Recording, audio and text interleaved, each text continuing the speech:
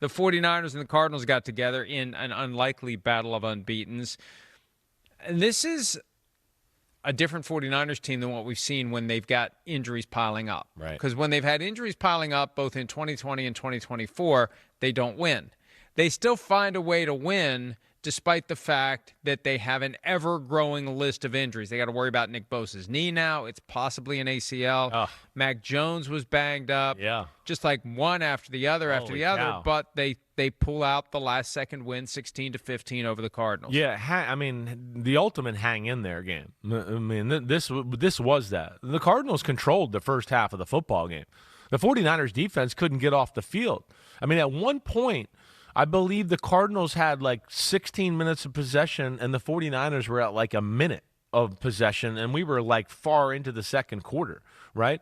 At the half, I believe the 49ers had somewhere 21 and a half minutes of possession, or the Cardinals 21 and a half minutes possession, and the 49ers at like 8.5. It felt like, again, another game where you go, yeah, it's 6-3 San Francisco at the half, but it felt like Arizona outplayed them. But they hung in there. 49ers defense is good. Is it like as good as it was for the Super Bowl runs? No, but it's damn good. We certainly see that. It matters having Robert Saleh back. Yeah, no doubt about that. So you see that. And then offense, they're kind of just getting it done right now. And I give Mac Jones a lot of credit because they won the game yesterday and last week because of the passing game. Their run game is yet to function at a high level. We haven't seen the Shanahan, McCaffrey, magic run plays that we're so used to seeing from that offense. That hasn't got going this year. Their O-line has not been dominant. They haven't been able to open up holes for McCaffrey. So they've had to rely and throw the ball 41 times and throw the ball more than I think they would like. And in the process, they're trying to figure out who do we get the ball to.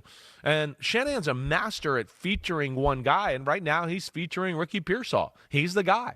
And then it's like, I don't know who the other guy's going to be, but we saw McCaffrey in the past game. He had 10 catches, role, 15 right? targets. He was targeted 15 times. Pearsall was targeted 11, so it's a lot of short passing. Exactly right. Going underneath. And, right. You know, McCaffrey only had 52 rushing yards, but he had 88 receiving yards. Yeah, so he's still doing his thing. Yes. And they get out by the skin of their teeth, and they're 3-0 in a division that I don't know how strong or weak it is. After yesterday, we saw the Seahawks win easily, but the Rams lost, and obviously the Cardinals lost to the 49ers, but they have the easiest schedule, the 49ers do, of those four teams, and here they are 3-0, standing alone at the top of the division after 3 weeks. Yeah, I mean, it is amazing. I mean, it's the strength of the schedule, their culture, their toughness, the way they believe. Yeah, they haven't played like real good football yet, but they're getting it done. They're 3-0. I don't know how good they are yet. But I also know they're not totally healthy, and we're going to see where it goes from there. And they look like they're continuing to go on an upward trajectory, right? The Arizona Cardinals, I feel bad for them. They battled. Their defense did some good things. Kyler Murray made a few plays. James Conner, man, that hurt. I saw it happen. Injury. I knew he broke his ankle right away. I knew it was bad. So he's getting surgery. That's done. But their offense and their own issues. I mean, drop balls, not a lot of explosive plays to talk about. Their passing game just seems to can't get going here. Other than Trey McBride, to me, he's the only guy that is consistently seems a week in and week out dangerous threat. Marvin Harrison had a few moments yesterday. He had a bad drop wide open in the middle of the field that would have went, 40, 50, 60, 70 yards maybe. That was a big moment in the football game at one point. But, yeah, their offense is, I think, the part that's holding them down right now. It's work for the Cardinals on that side of the ball as we sit here through 3 weeks. Marvin Harrison Jr. has yet to live up to the billing and the hype, and you're carrying that name with you. Number one, you got the name. Number two, you're an Ohio State receiver factory product. Right. And then you were a consensus top pick. Right. 3 catches for 44 yards with a long of 32, which means it was otherwise 2 for 12. Exactly. That's not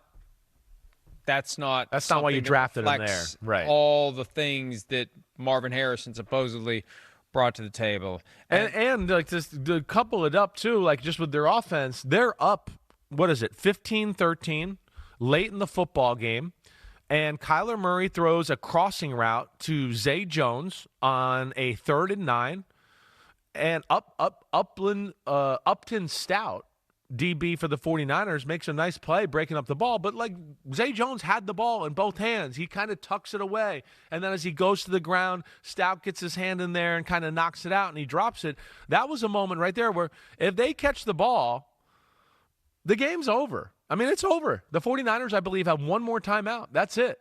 So that was a huge moment in the football game there where, yeah, it was a nail-biter for sure, and it was a defensive struggle, but the Cardinals had a chance to put them away, and they didn't get it done, and they gave Mac Jones and Shanahan one more last grasp of air there. Games come down to a moment here and a moment there, and that's one moment. That was one moment. That decides the game, yeah, and right. that one game can decide the playoff positioning and whether you're in or whether you're out.